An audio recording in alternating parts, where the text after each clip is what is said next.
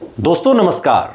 बिहार विधानसभा चुनाव के लिए तमाम चुनावी एजेंसियां जो होती हैं, जो सर्वे कराती हैं, वो तो सर्वे करा ही रही हैं।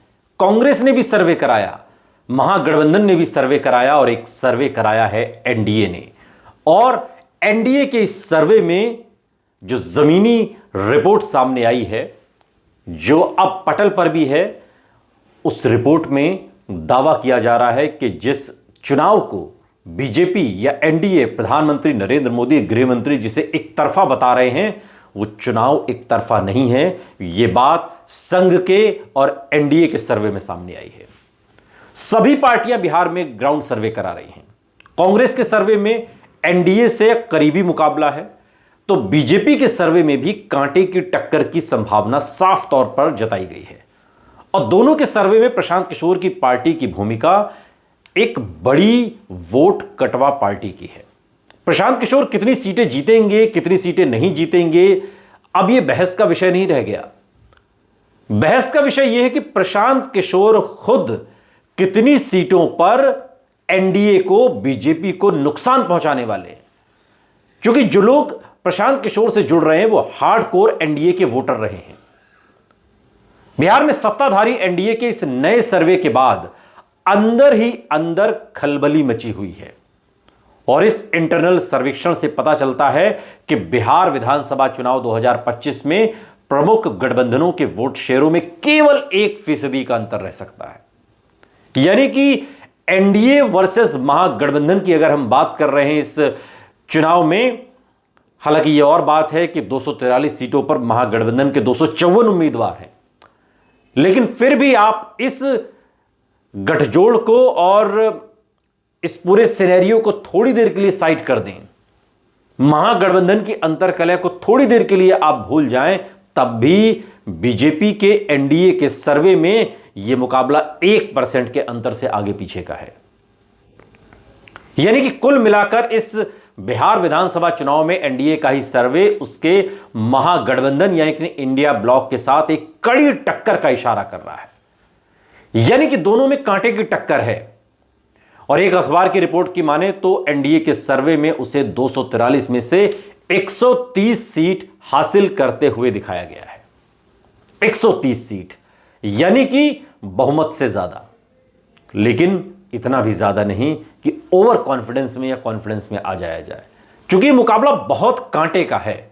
और इससे माना जा रहा है कि एनडीए बिहार विधानसभा चुनाव 2020 की अपनी परफॉर्मेंस में सुधार करता हुआ नजर आता है। एनडीए के सर्वे में पिछले चुनाव में एनडीए को 125 सीटें मिली थी और इस सर्वे में एनडीए ने खुद को 130 सीटें दी हैं। और इस सर्वे में बीजेपी, जेडीयू, नीतीश कुमार के अलावा प्रशांत किशोर के बारे में भी जानकारी दी गई है। अखबार के अनुसार इस सर्वे में प्रशांत किशोर की पार्टी जन सुराज को लगभग 9% वोट मिलने का अनुमान है। 9% वोट, बिहार की राजनीति में 9% वोट अगर यह कट रहा है तो यह समझना बिल्कुल मुश्किल नहीं है। और अभी तो मैं ग्राउंड जीरो से होकर आया हूं। एक महीने में 2 बार मैंने 10-10 दिन बिहार में बिताए और कई विधानसभा में मैं खुद गया, लोगों से समझा, उनका मूड टटोला, उनकी नब्ज टटोली और समझने की कोशिश की कि आखिर ये लोग जन सुराज को लेकर, प्रशांत किशोर को लेकर ये लोग क्या सोच रहे हैं।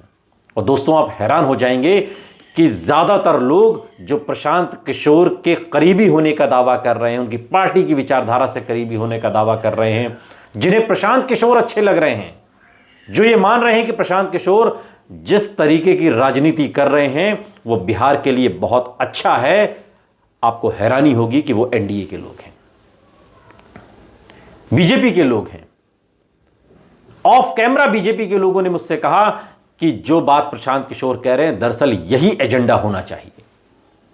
लेकिन महागठबंधन वर्सेस एनडीए और बीजेपी की इस लड़ाई में कभी नीतीश कुमार इधर और कभी नीतीश कुमार उधर, तो मुद्दे की बात बिहार में बीते 20 वर्षों में नहीं हुई।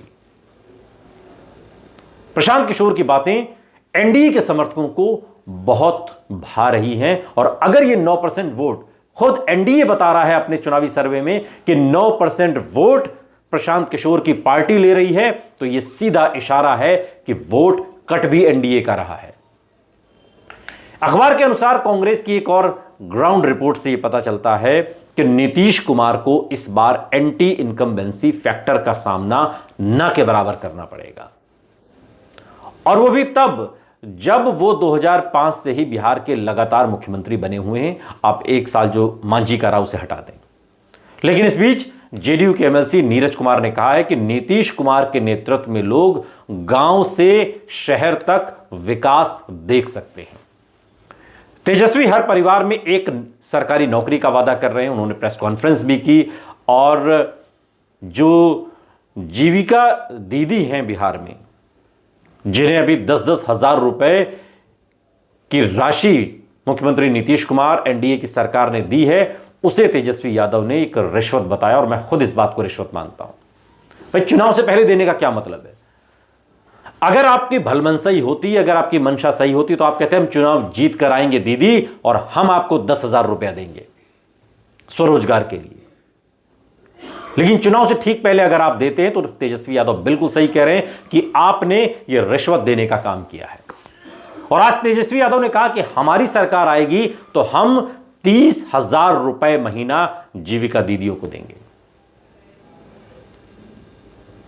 जिस तरीके से बिहार की राजनीति अपने इर्द गिर्द फ्रीबीज को लेकर घूम रही है, उसमें तेजस्वी यादव अब नीतीश कुमार पर भारी पड़ रहे हैं। क्योंकि तेजस्वी यादव ने कहा कि एक सरकारी नौकरी हर घर में।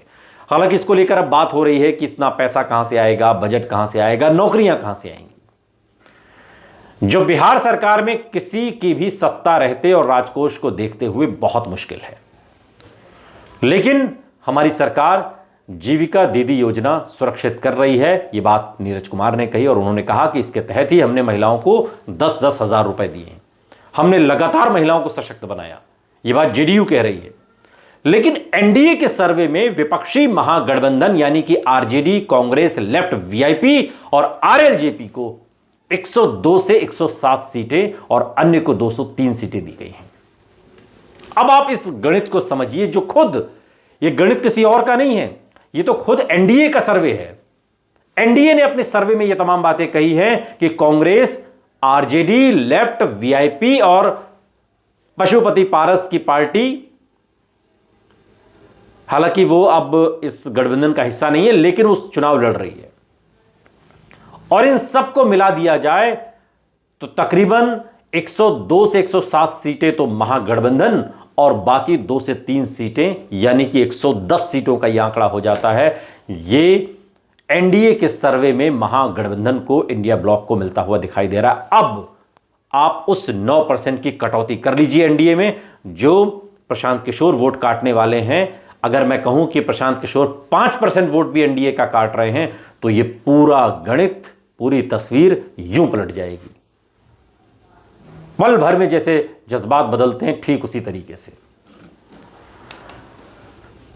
जनसुराज के बारे में इस सर्वे में माना जा रहा है कि प्रशांत किशोर 2020 के चुनाव में बिल्कुल चिराग पासवान जैसा काम कर सकते हैं। चिराग पासवान ने जेडीयू के खिलाफ कैंडिडेट खड़े किए और जेडीयू को भारी नुकसान पहुंचाया।